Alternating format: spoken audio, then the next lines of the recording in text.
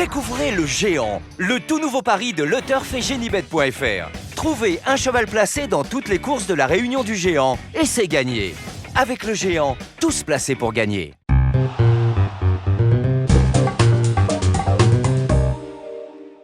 Bonjour à tous, heureux de vous retrouver sur le plateau de Paris Turf TV. C'est l'heure de votre quotidienne reçue 5 sur 5, l'émission du Quintet Plus et du Top 5. Pour m'accompagner aujourd'hui, j'ai le plaisir de recevoir Alexandre de Kopman. Bonjour Alexandre. Bonjour Philippe, bonjour à tous. Alexandre, direction Vincennes ce samedi, prix de Neuilly, 7 à 10 ans, 2850 mètres, un recul de 25 mètres à 198 000 € sera son importance.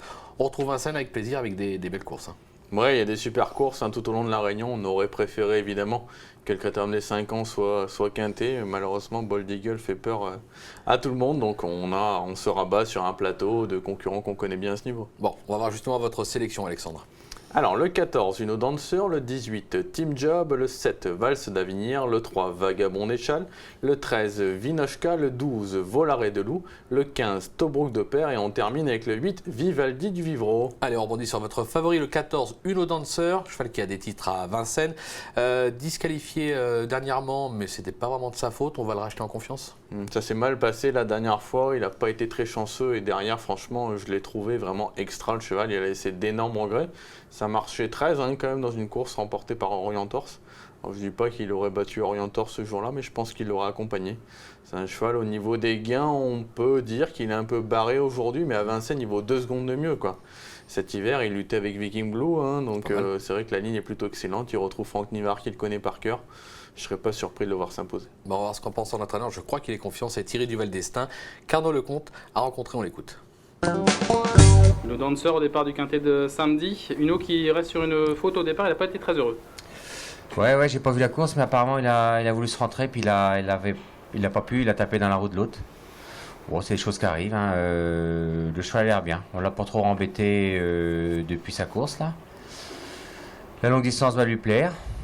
Normalement, il va être associé à Franck Nivard, donc il le connaît bien. Franck, il a déjà gagné avec. Le cheval est bien, voilà. Il devrait bien courir. Il est serein, Thierry, logiquement.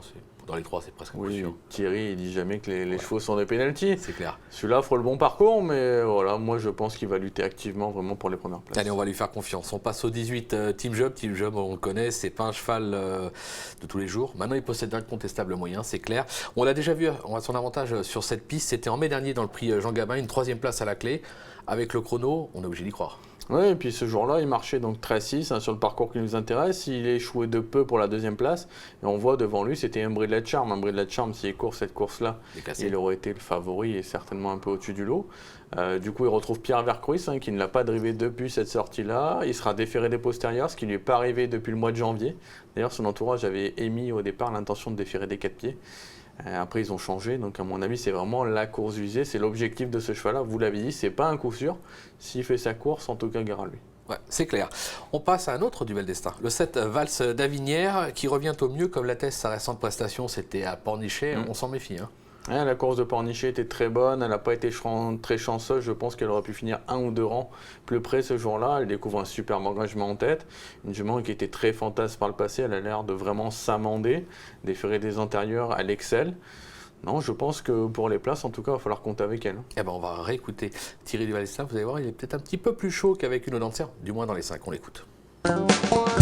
Valse d'Avignières découvre vraiment un bel engagement en tête, ça fait un petit moment qu'on l'a pas revu sur la grande piste.